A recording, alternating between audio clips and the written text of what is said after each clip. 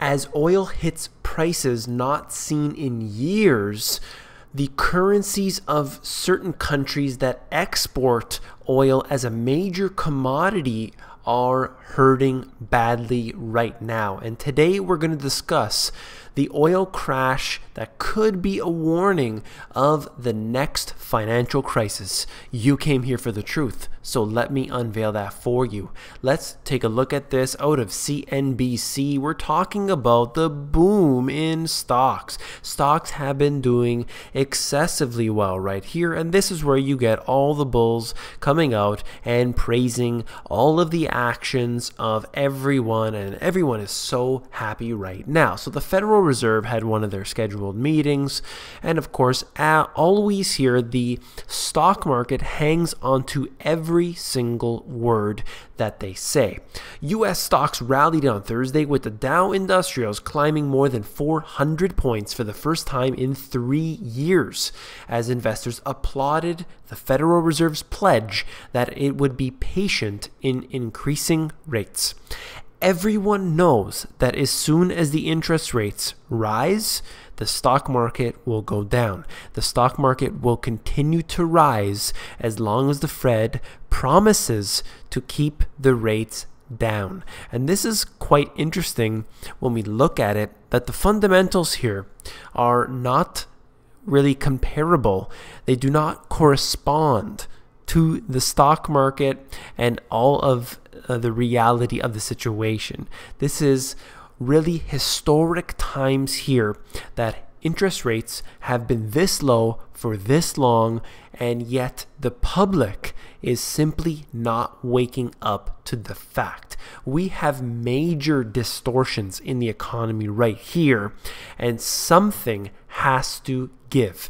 Let's move on right here to another article out of CNBC, and we're talking about Peter Schiff. Now, you may agree with him, you may not, but it is very interesting to see what he said. And let's take a look. He said, look, oil prices fell from about $150 a barrel to $32 a barrel in 2008. That helped the consumer too, but it didn't stop the financial crisis. The same thing is happening now, and you're whistling past the graveyard if you think what's happening is good news. And I totally agree with that, because yes, in fact, people do get cheaper gas at this time, and of course it doesn't correspond to the price in oil, the drop in oil, but let's just say that gas prices are cheaper now than they were prior to the crash that's happened recently in oil. So of course, that is a boost to the consumer, but this isn't a good sign at all. We know specifically that something else is going on. He said this, I know the Fed can't raise rates or they'd bring about the worst financial crisis since 2008.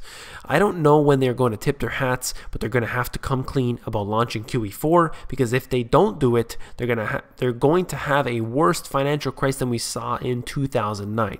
I absolutely believe that what they are doing is causing distortions or dislocations in the market. You know specifically that when you print money, when you lower interest rates at the rate that they have done, this is going to cause problems. You can't get away with it. Printing currency like they're doing, or handing it out to all these central banks, and we don't even know where it's gone.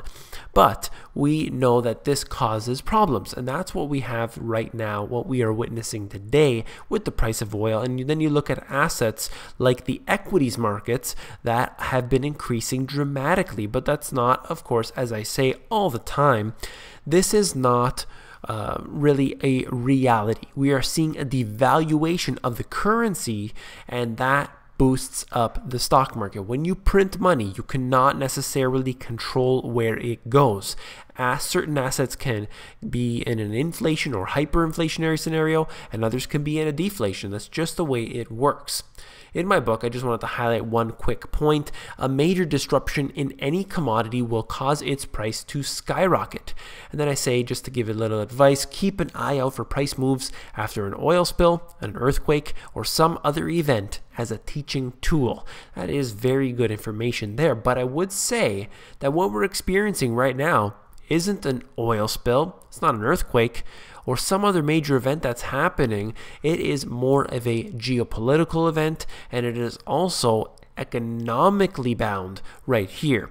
These are what happens when you have these major interventions into the financial markets. You have major problems, and let's go on with this. So we're going to connect that in with what's happening with Russia. Obviously, it's very big news right now. I've done a couple videos on it, and I hope that you've already seen them. If you haven't, essentially we have a major crashing of the ruble, the Russian currency, and Putin made his speech that we were anticipating, and he said Western sanctions accounted for at least 25% of the ruble's fall, but the main reason Russia's failure to ease its overwhelming dependence on oil and gas exports. This, as I mentioned at the beginning of the video, the currencies of nations who have these commodities are going to be hurt when those commodities drop in price. So of course, they cannot do the mining, they cannot do the digging, and so on and so forth for these commodities when the prices are too low. It's simply not profitable. They're not making that money. They're not boosting their GDP. The corporations are not willing to go ahead and find new mines or dig new wells because it's simply not profitable. This is a capitalist environment, and they are not going to go ahead with that. And you can read the article more on for yourself here, but essentially what they're saying here is specifically that yes, the sanctions have affected them. He is admitting that, but it is the fact that they do rely heavily on oil. So if they can create a situation, that is the West, if they can create a situation with these sanctions or with other geopolitical events, and they can crush the price of oil, they put the squeeze around the neck of Russia. That's when I did my video about what's happening with Saudi Arabia. That's actually doing very well right now. You'll see, if you haven't seen that already, I suggest doing so. I'll even put a link down in the description to make sure you've actually seen it. But essentially what could be happening right now could be intentional. It's very, very interesting to look at this from a different angle. We don't necessarily know this for sure, but it is interesting to take a look at the crystal ball from the different side. And let's move on. Another article out of CNBC. They said it may be a little late for Russian capital controls. The collapse of the ruble has prompted a flight of capital as investors and savers in Russia seek shelter outside the country's borders. You could read on, but essentially people are taking their money out of Russia right now. They do not want a decline in the value of their dollars. This is pretty simple. This has happened in recent times. It's happened in historic times.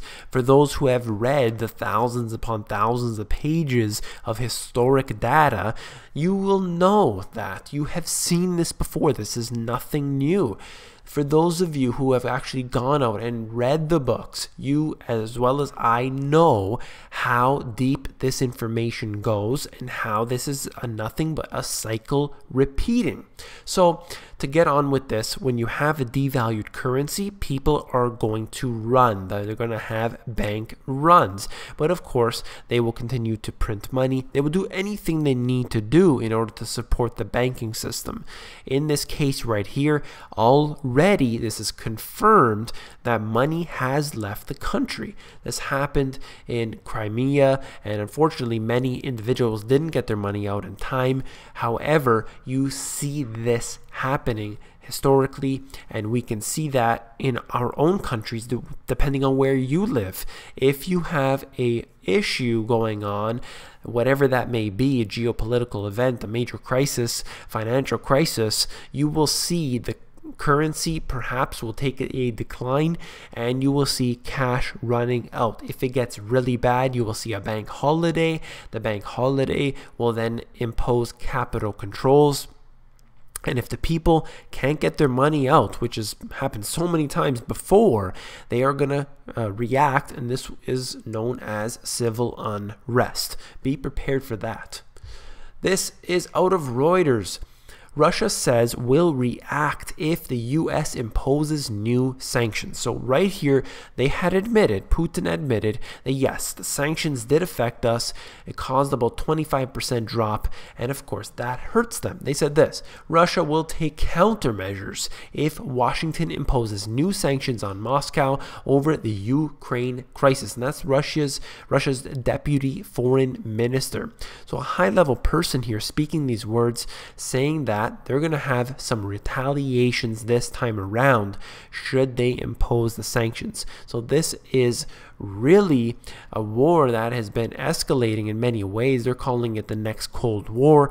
This is something to continue to watch. I will make sure that I'm covering this information because this is huge. Let's move on just to one thing. I want to connect it. This article itself is not necessarily related, but this is how I wanted to connect it and say that this study here was canceled after $1.3 billion was spent and no results. So the actual study itself is not important to this video, but I just wanted to show you what the governments do.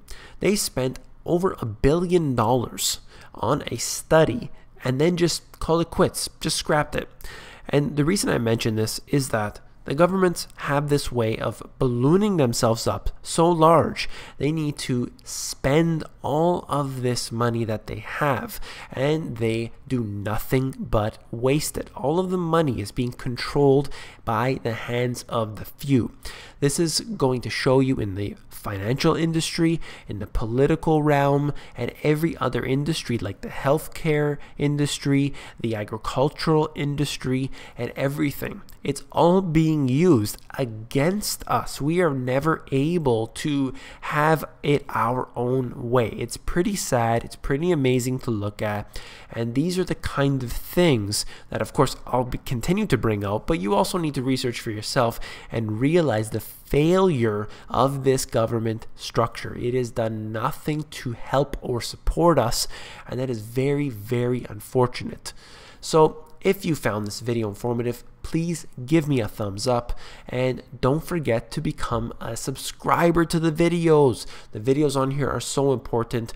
There are hundreds upon hundreds of videos on here. There are well over 11,000 subscribers now. Thank you to each and every single one of you. I want to say hello to all the new people out there. If you have any suggestions, if you have any comments or questions, please email me, comment below. I try to get back to the comments. It's very, very difficult, but I always do, and you'll find perhaps 4 days later, a week later, 2 weeks later, I'm still replying to you because I value your opinion and I value your time, so I try to get back to you. But definitely the best place to get me is at the insider's email. So if you get on there, it's totally free. You get occasional emails from me, and the way you do that is just go to themoneygps.com, scroll down to the bottom, fill in your email address. You'll get those emails from me. They have good, short, concise info.